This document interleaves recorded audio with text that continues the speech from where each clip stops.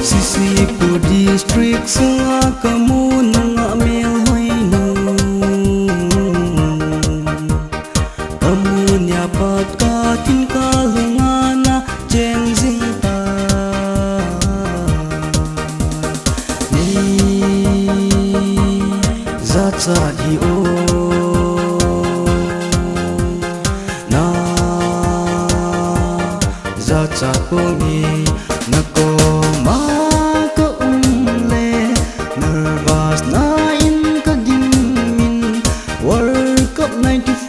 Roberto Bezio Gulkung Lopa Bangi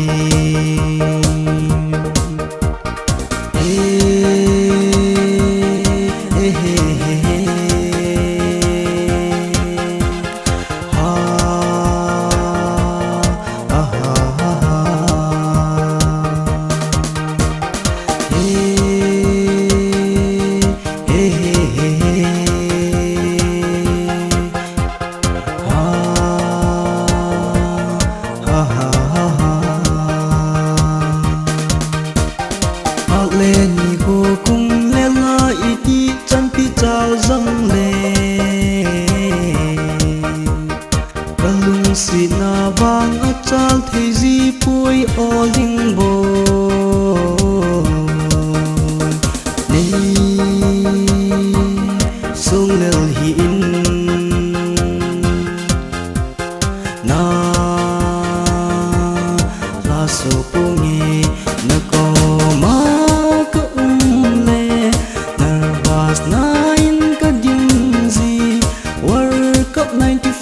Roberto Bezio Gulkung Loka Bangi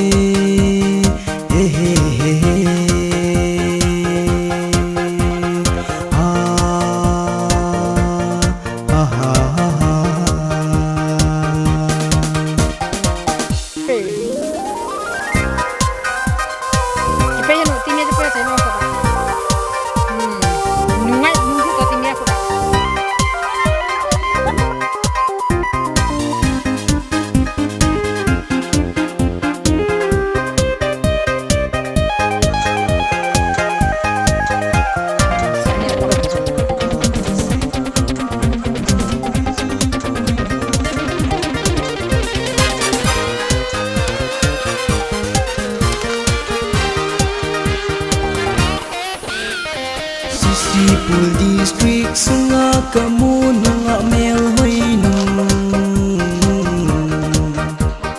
kamu nyapat katin kalungana jeng zinta nei zatsa di in na